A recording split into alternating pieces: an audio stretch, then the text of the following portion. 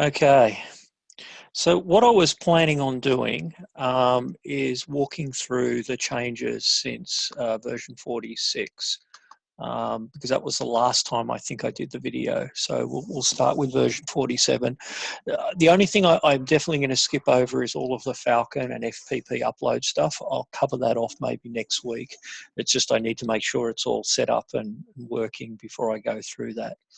Um, Generally, I'm going to go from oldest to newest. Every now and then I may jump around and cover some other things that are happen to be there, just to save us jumping around too much, because obviously not everything changes in a sensible order. So we'll see how that goes. So today I'm running version .5, which is the latest version, which Sean pushed only a little while ago. So if you haven't grabbed that version has got a lot of fixes in it, a lot of things that we've found over the last couple of weeks that have been broken. So it's definitely a good version to download. It's probably as close as you're likely to get to a production quality release for some time, as we've managed to stabilize a number of the new features. So definitely worthwhile jumping onto. So let's start with the changes to some of the value curves. So I'm going to pick a value curve here. You'll recognize it with the arrow. The thing that we added this time around is this value curve user definable presets. So what it lets you do is you can go and create, I don't know, a curve. We'll make it a custom curve. And when it's a custom curve, obviously you can go in here and you can drag it around. Now, one change you've got now is that when it's in custom curve mode, as you drag the cursor around here, it shows you the actual value that the curve will be at that point. And if you remember, this is time 0 on the effect, and this is the end time on the effect. And then this is the value that that particular attribute, in this case, the brightness, is going to take. So 0 is off, 100 is fully on, and 400 is basically brightness multiplied by 3. But the thing that you can now do is you can export these things, and you can give it a name. This is my test, not text, value curve. And now you can see down here, it shows you an image of that custom value curve. And it doesn't have to be just custom value curves. You can also export standard ones that you happen to like and want to reuse over and over again, and it will save it and store it with an image here for you. And then when you want to, you can come along and grab that value curve. We'll throw some fire on my matrices here, and we'll come down to the height, and we can come in here and we can choose that particular value curve just by clicking on it and clicking OK, and you can see that the height of the fire is now following that value curve. So once you build those value curves that you like and you find useful, you can save them and you can share them as well. They just get saved in a directory off your folder.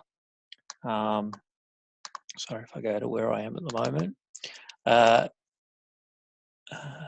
No, sorry, it's just saved it in my show folder. So here are those value curves, which you can then go and share with people if you want, or copy to other folders if that's what you want to do. So that's number one. This one I can't walk through because I'm obviously not running OS X. I assume it means something. Put the currently open sequence in the title name. So that's just putting it up here at the top of the screen. I haven't saved this one, so it hasn't given it a name, but when I save this, it will, if I can just move this away. Actually, I have a funny feeling that change got undone at a later stage because people wanted to actually see the version of xLights that was running. So we'll ignore that one. Adding submodels to tree on the layout page. So what this one means is here on the layout page, if I was to go into my matrix and create a submodel, so we click down here on the submodels, and let's just add a very simple one.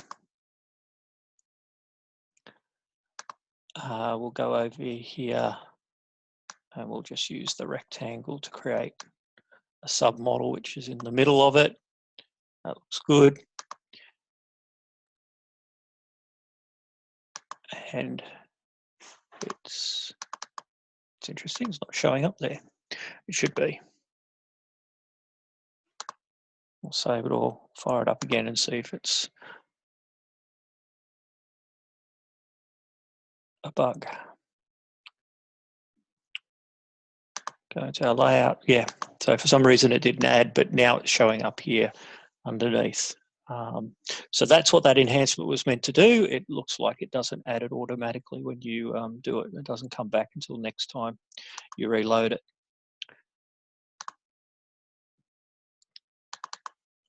Okay. Add match duration, affect alignment option. So you may or may not know. One of the things that you can do here is you can click on multiple effects, and if you right click you have some alignment, and there's now a new one here called match duration, which will cause the two to match their duration. So if you've got a number of effects and you want to make sure they're all the same, you can do that sort of thing. So you can align both times, which does pretty much the same thing. So that's that one. Add the sequence checker. So the sequence checker has been around for a while and many of you are very, very familiar with it. Under the tools menu, you can run this check sequence. And the check sequence was really inspired by a recognition that lots of people were having very, very similar problems, and we would often go through a long-winded troubleshooting exercise only to find that it was a common problem. And while obviously we'd like to help you avoid common problems, sometimes those problems are either too hard for us to prevent or they're actually valid things to do. It's just that they can create unexpected behavior if you didn't mean to do it. And therefore we can't really stop you doing it because there may be a good reason for you to stop doing it. But we want to warn you and let you know that, hey, that behavior might cause unexpected results, particularly for new users and the like. So what I want to do quickly is I just want to walk you through and explain you each of these so you get a feeling for what they're checking for. The very first one up here is just showing you the IP address that the data is going to be sent from. This is important because on some machines you'll have, say, a Wi-Fi connection and maybe a hardwired connection. And sometimes in those circumstances, particularly if you've got an IP address from the same subnet on both network cards, it will choose the wrong network card and may, in some circumstances, have trouble routing the data. And so this is letting you know which IP address the data is going to be sent from. And of course, by running ipconfig, or ifconfig if you're on a Linux machine, you can come in and you can see which particular IP addresses exist on this particular machine. And in this case, it doesn't actually exist, and there's a reason for that, and I'll show you that in a minute. But yeah, that's what that's showing up there. Inactive outputs. Inactive outputs are an entirely legitimate thing to do. It's entirely legitimate to come here, add 16 universes of E131 output, and then go in and say, actually, I want to deactivate these. But when you're testing and data's not coming out, you may have forgotten that you've inactivated it. Now, this was a more significant issue when activating and deactivating these was triggered by just double-clicking on them. Nowadays, double-clicking on them opens them up. So it's less likely that you've done this accidentally, but this will come in here and will give you warnings. If I go back and run check sequence again, it will give me a warning that, by the way, I have inactivated those outputs. Multiple outputs sending to the same destination. So this is, the setup screen doesn't actually prevent you from, for instance, sending the same universe to the same controller multiple times, which of course makes no sense at all. And so that will go through and detect those sort of overlaps. Invalid start channels. will go through and check that every start channel resolves correctly, that you don't have, I think this will also find things like loops in your start channel definition. So if you're using chaining of models to define the start channels, this will do things like find loops and the like in that definition, which can be quite useful. Overlapping model channels. The reason to have overlapping model channels has become less and less significant with time now that you can do things like create buffers which are single line and the like, but every now and then there is a valid reason to go and create a model which has exactly the same channel range as another model, potentially to get an effect that you otherwise can't get. But often this is an accident and it leads to obviously random lights turning on and off, and can be a sign that you've got other problems in your sequence. So this will only give you warnings, it won't give you errors. It just tells you that, hey, you've got some overlapping channels there, maybe you didn't mean it. Model nodes not allocated to layers correctly. What was that to do with? I can't even remember what that was. Oh, yes, I can. Yes, I can. So that was when you do something like create a star, and this star here has 50, and down here I can define layer sizes. So if I say 30, 10, and 10, all's good in the world. 30 plus 10 plus 10 is 50. But if I say 30, 10, and 5, we have a problem. I've actually only used 45 of the 50 nodes that are allocated. And so when I run the check sequence, it's going to tell me that, I have an overlapping model now, but down here with the model star model, the node count and the layer size allocations don't match.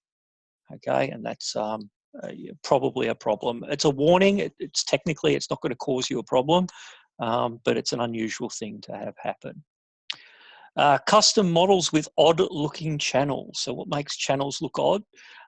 So this will do things like spot custom models where you've missed a number.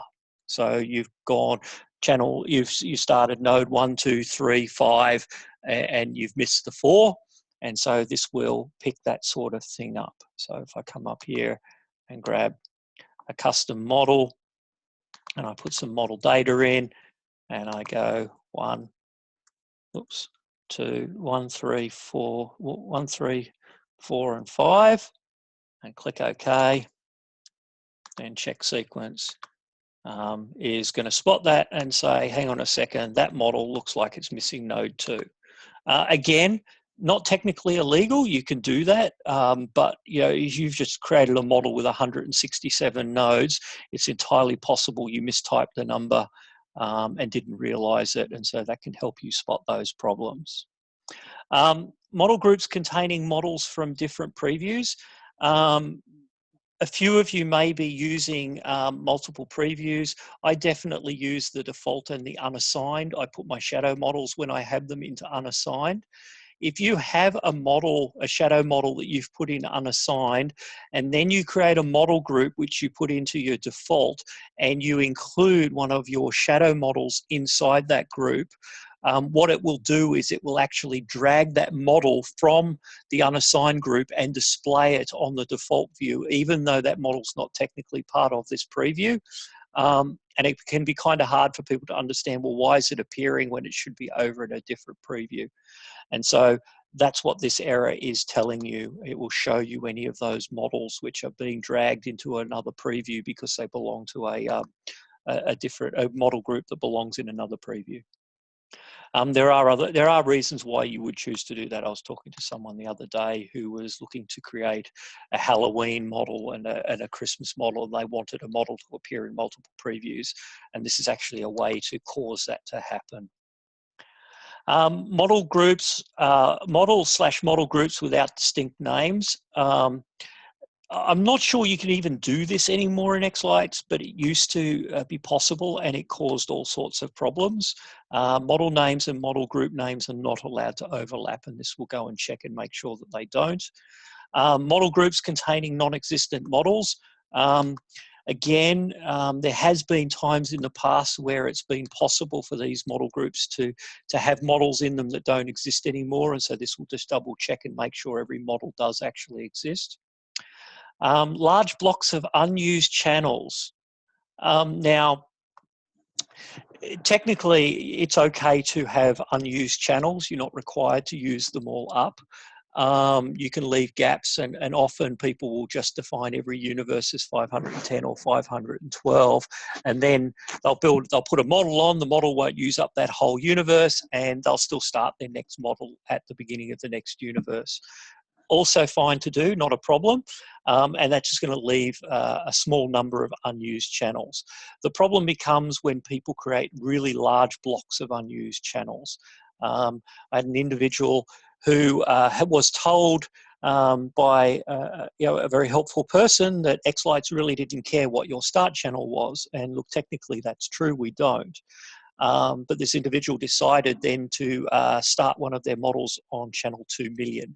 And what that did was it caused xLights to assign 2 million unused channels. So that's 2 million bytes times 20 times a second times the length of the song. And not surprisingly, that as he was using a Windows machine, caused an out-of-memory error, and it would crash. And it wasn't obvious why. And so as part of this check sequence check, we would spot that sort of situation and flag it as creating a whole large amount of unused channels, which we then want to fix. Render mode.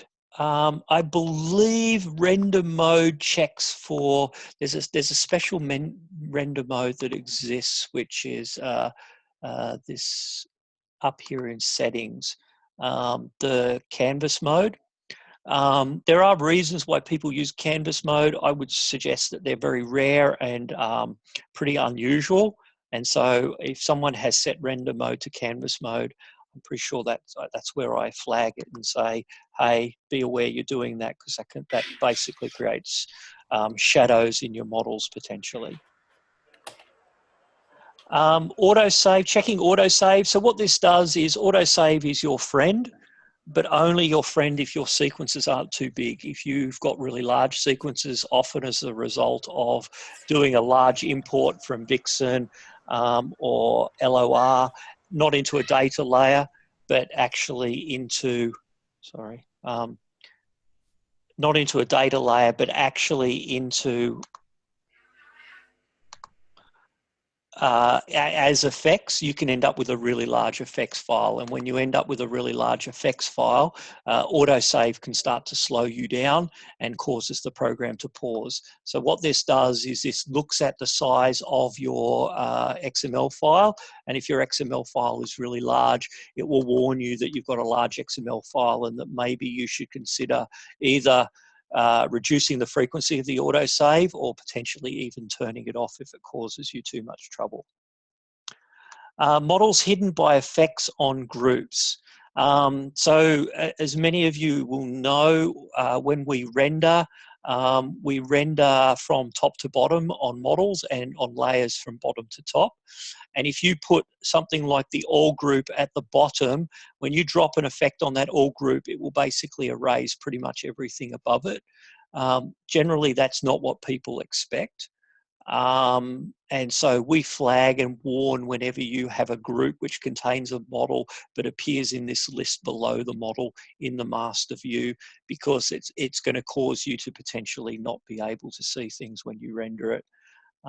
Again, it's not an error. It's an entirely valid thing to do, but it does cause confusion, and so we flag it. And then we have effect problems. And to be honest, the effect problems are wide and varied. This will do things like it will report when you've got videos or pictures which aren't actually there. So a quick way when you've done an import of someone's sequence to check that everything's imported okay is to run check sequence, because it'll flag anything that didn't come across properly. It'll also do things like spot when you're using effects which require the audio in order to behave correctly. It'll spot if you're trying to use those without any audio file. It will spot things like where you set a transition in or out that actually adds up to longer than the whole effect. Again, minor things, but things that do create confusion. And therefore we flag them either as warnings or errors. Now, generally speaking, an error is something that there is absolutely no good reason why you would have got the program into that state, and you should fix them. There is no reason to have errors. Warnings are occasionally legitimate, and so having warnings is not a problem. That's why they're only warnings, but you should look at each one of them and make sure that you're comfortable with them. So hopefully that's a reasonable walkthrough of what the check sequence is actually doing. It is really a go-to place before you raise a bug request, before you ask a question about why something's not working. I strongly recommend that you get in there, run check sequence, and really take a close look at the output.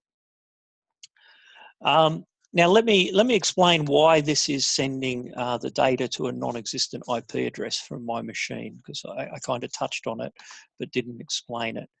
One of the things that I added the other day, because as I said, machines can have multiple network interface cards, I've always wanted to be able to allow you to specify which network interface card to use. The problem is that the software that we use, the frameworks that sit behind this, don't actually allow us to do that. So what I've done is I've added this thing called force local IP. And what that lets you do is specify the IP address of the adapter on your computer that you want to send the data from. And in this case, I had set it to that IP address because obviously at the time I set it, that IP address existed. It doesn't exist right now, which is why I can't actually click on the OK button. But what I can do is I can blank it out.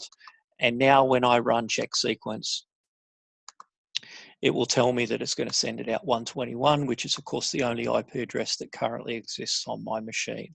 So this is a way that you can direct the output of xLights to the right output. And that setting will also be picked up by the scheduler if you happen to be running that to direct your output.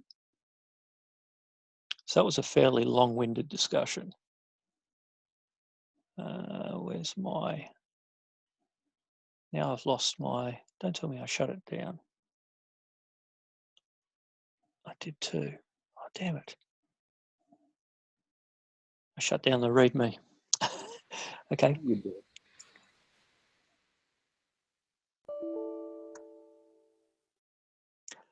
Doesn't matter. We'll go and open it up again. Actually, I don't need to, do I? If I remember rightly, it's up here, isn't it? It's not. Release notes, there it is. All right, where were we? We were down in 47 or so, weren't we? I'd pre-edited it down to only show the enhancements. So now we're going to have to filter it out. So we did 46 or 47.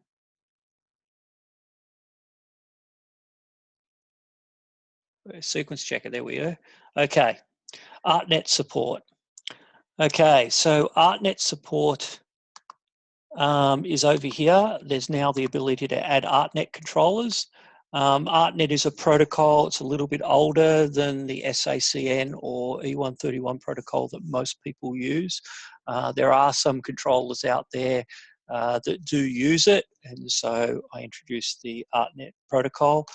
You can't multicast it, so you need to define an IP address. There's actually universes. They've actually got this concept of network subnet and universe, which you can specify individually, or you can actually just specify a universe number here, and that will actually decode into this. So you can specify it either way. It results in the same number, so it's fine. And then you specify the number of universes and the last channel, and of course you can add descriptions as ever, and it shows up down here as yet another output. So it's just another output type. If you happen to have a controller that prefers ArtNet, then you can do this. With ArtNet, ArtNet also respects this frame synchronization option. If you set the frame synchronization option, then xLights will send out synchronization packets. And the way this works is we send out an entire frame of data over multiple packets to multiple controllers. And at the end of sending all that data out to the controllers who accept the data but don't do anything with it, we send them a synchronization packet. And when they all get the synchronization packet at the same time, they then all display whatever it is that they're displaying at the same time. And so you can get a much more in-synchronized show, particularly when you're running large numbers of channels. There is also E131 sync. E131 sync is really not commonly supported. I think Multicast has just about to release a controller which will support it.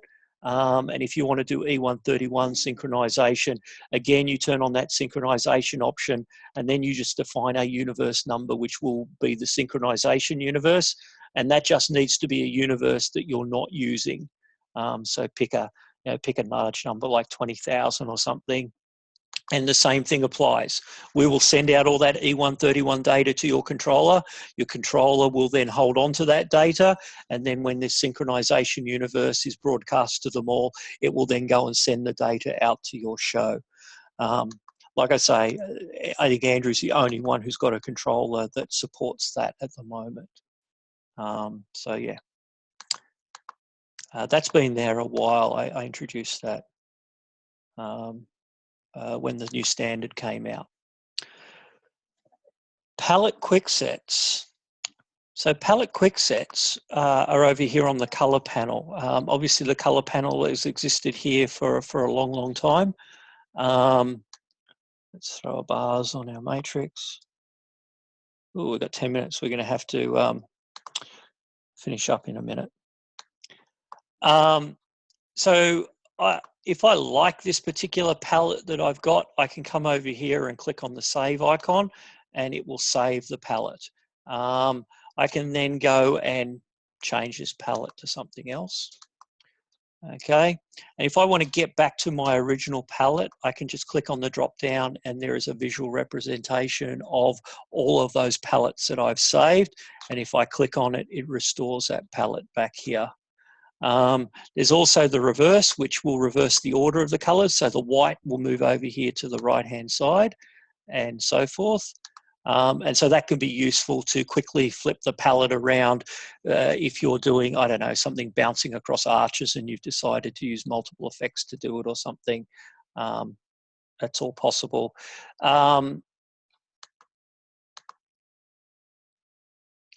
Yeah, the X button here will delete it. So this is currently a saved one. If I click on the X button, then it's deleted it and it drops away that saved palette.